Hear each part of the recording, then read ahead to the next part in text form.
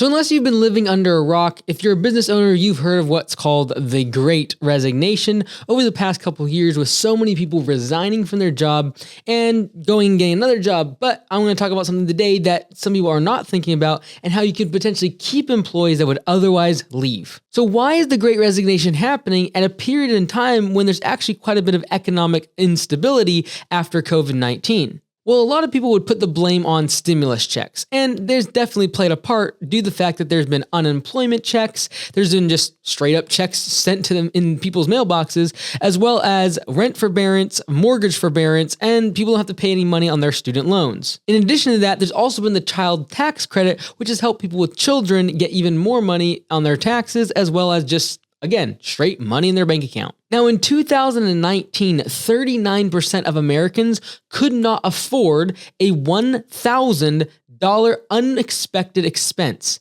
That means if they had a $1,000 automotive repair or house repair that they weren't expecting, or a health bill that potentially could put them in bankruptcy. Well, after 2020, when everyone got $1,200 and then $1,400 or whatever it was, all of a sudden, every single American could afford $1,000, and to many of them, they felt relatively wealthy. Now, although I definitely feel like stimulus has been a contributing factor to the Great Resignation, I feel like there's something that's actually bigger happening here, and I want to zero in on it today. It's what I call the self-employment revolution. And this is basically where people quit their job, and instead of going and starting a business, they just become self-employed. They don't get a bunch of employees, they become somewhat of a solo operator if you were building their own business. They might do this virtually and be a freelancer, or they might actually start a business but work by themselves. Now, this type of economy is actually extremely popular in places like Europe, as well as Australia, where taxes are higher and regulation is substantially higher, as well as the cost to employ people is significantly increased compared to the United States. Now, this seems all great and fine because it seems like people are going to make more money, but in fact, most people, when they leave their job and they become self-employed, actually make less money, unfortunately. And according to GALLUP in their research, the 50th percentile, the middle of people that are self-employed, make $34,000. That means that half of self-employed individuals make less than $34,000 per year in income. This also means that most self-employed people would actually make more money if they were to go just get a job. Now, the downside of being self-employed is that you also don't have a lot of the social benefit programs like Social Security and unemployment. So there's not that social net to catch you if something is to go bad. You don't have unemployment now to fall back on. You don't have Social Security that you're paying into. So although some would argue that having the lower and working class become self-employed is a positive thing, it's actually statistically going to increase the widening gap between the poor and the rich. This will also cause what we're seeing right now in the labor economy, and that is an increasingly higher wage having to be paid by employers simply because they can't find anyone to work, since everyone is wanting to become self-employed. I feel like another contributing factor to all of this is the fact that social media and media in general is pushing the notion that having a job and working for someone else is something to be looked down on, and that there's a lot of freedom in having your own job and being self-employed. Although this may be true, I do feel like the economic ramifications of this are going to have some serious consequences for the vast majority of individuals. Oh, and by the way, that widening gap between the rich and poor is also going to increase the notion that we need to increase taxes, which is going to be a self-fulfilling prophecy, because if you increase taxes, why would I want to be taxed as a W-2 employee when I can just go become self-employed and get around those taxes from the government? But if you're watching this, you're probably a business owner trying to figure out how do you get employees and keep employees, and during this whole Great Resignation, you're able to keep those employees on long term. And in my opinion, it's not to fight the trend or say it's bad or say that people are soft because they're trying to get out of working a 9-to-5, or they don't want to get out of bed and they want to work from home. That, in my opinion, is a failing recipe in this labor economy. Rather, we should be focusing on how can we make our places of work and our businesses a place where self-employment is actually something that can be felt without all the downside risks financially that so many people are taking. Because the vast majority of people seeking self-employment aren't doing it for the money as much as the freedom and a lot of intangible benefits that can actually be provided by the employer if they're self-aware. So what can you do in your business to allow employees to actually feel the benefits of being self-employed without having to take the risk financially and going out on their own? Here's just a couple examples. For example, if you have company trucks and vehicles, maybe potentially instead of having them meeting at one place, you allow them to take the trucks home, the equipment home. Now, this is going to be difficult for some industries, and we haven't figured it out even for our own, but it's definitely something in our mind as we continue going forward to reduce overhead and allow them the autonomy and the freedom to take the trucks and equipment back to their own house. The beautiful thing about being self-employed is that if you work hard and you get new customers, you see benefit. The same thing can be done for your employees, and that is pay them for leads that they bring to the business. Why would I not pay an employee to bring a lead if I'm also willing to pay Google and Facebook and all these other advertising sources the same amount of money? I'd rather give the money to my employees. Why not set up a bonus structure inside of your business to incentivize employees getting new leads and customers for you and for the business, and making sure they get paid to kind of scratch that entrepreneurial itch and that self-employment drive that wants to go get more business? You could potentially also set up a P for P system, or paid for performance. We actually created an entire software on this called p4psoftware.com. And this is extremely important. The harder I work as an employee, the more money I want to make. Another thing to consider is whether or not you pay hourly or P4P, or what we call pay for performance. And we created an entire software around this called p4psoftware.com. You can check it out. But what P4P is you pay for performance. The harder someone works, the more efficient they are, the more revenue they bring to the business, the more money they make. Instead of paying someone by the hour, they get paid by their performance. It's extremely motivating to someone that would otherwise probably want to go start their own business so that they can see that same result. The harder they work, the more money they make. That's extremely appealing to someone as to why they would leave a W-2 employee job and go become self-employed, because they're demotivated working with a bunch of other people that aren't inspired to work hard and make more money and get ahead in their life. Now, this self-employment revolution is also brought on because people want flexible schedules. They don't want to be bound to a certain time they have to show up and a certain time they have to leave. Now, I understand that some industries this is not possible, but it's something to start thinking about. It's something to start considering. I don't think you need to make all of these changes in one day or even in 1 year, but start considering and thinking about, how can I make my workplace where there is a flexible schedule, where there is paid time off, and people can use that time to go on vacation, take sick days, and have more flexibility. That freedom and autonomy is one of the main reasons why the self-employment revolution is happening.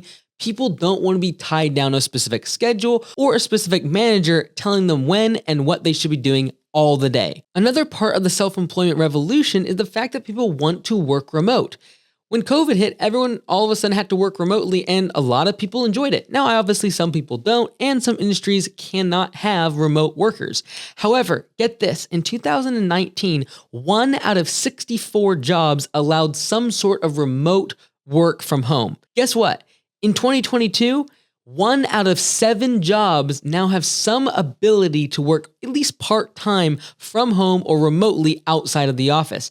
This is a massive, massive shift that has happened very quickly in the workplace, and you've got to start thinking, is there an ability for at least maybe 1 day a week, maybe part-time? Maybe I can completely change my business model and allow people to work from home and actually be more efficient and effective and profitable for the business. Remember that some people actually do better working remotely away from other individuals at the office. That's something that might throw some people through a loop, but it's true, and there's lots of studies to prove it. Again, the self-employment revolution is fueled by people that potentially need remote work because of their schedule, their family life, or other health conditions. So instead of fighting the trend, why not embrace that and try to figure out, how can I take that person and plug them into my business where they can work long-term for my company? The last thing fueling this self-employment revolution is the fact that people are looking for meaning in their job.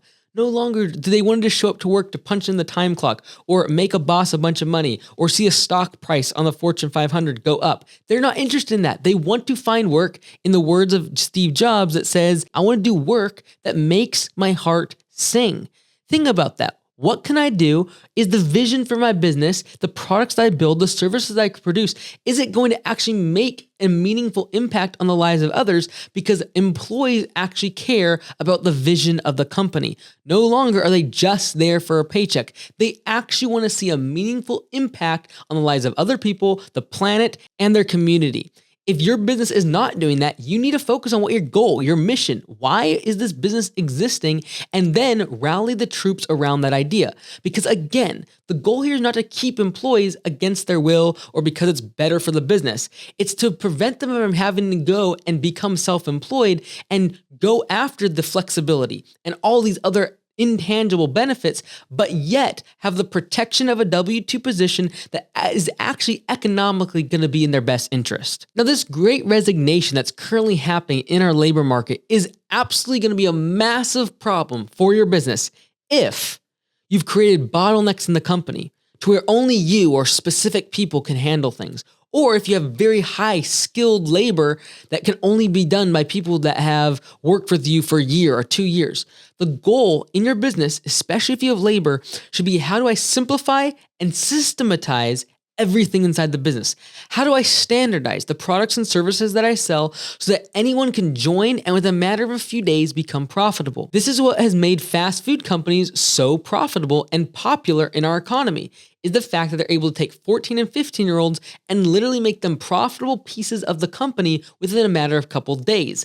This takes systems, procedures, and it doesn't necessarily mean you have to do dumb, simple work. It's a matter of systems and creating standardized processes for every single part of the labor so that way you can plug in an entry-level position and are not tied to investing thousands of dollars and months and years of time into employees before they become profitable. The reason this will be a problem for your business is because you can no longer depend on entry-level positions staying with you for years and years and years. The Great Resignation and the self-employment revolution are going to force businesses to adapt to being able to take an employee and quickly get them up to profitability. It's not going to be able to take months or years before someone's experienced enough to make money for the business in a meaningful way. We've got to create systems, procedures, systematize, and standardize everything in the company so that we can make a profitable employee from day 2, 3, and 4 instead of month 2, 3, and 4. At the end of the day, the goal of this video is just challenge some of your beliefs. Instead of just saying it's about the economy or the government's giving everyone stimulus, as employers, we need to think ahead of the curve and ask, how is the labor market changing, and play within the rules of the game. You getting mad at the government or employees over what's currently happening in the labor economy is not going to do any good. Figure out how to win within the confines and the rules of the game. And right now, your best employees and your best performers are looking as an option to go self-employed. If you do not adapt over the next several years to these type of requirements, you might lose out on some of your best top performers.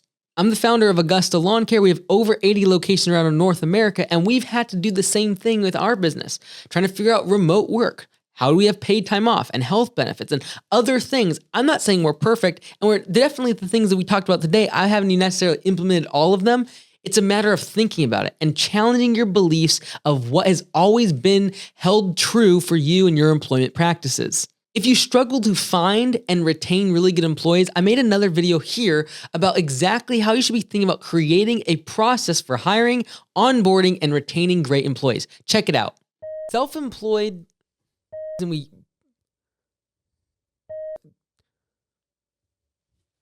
economic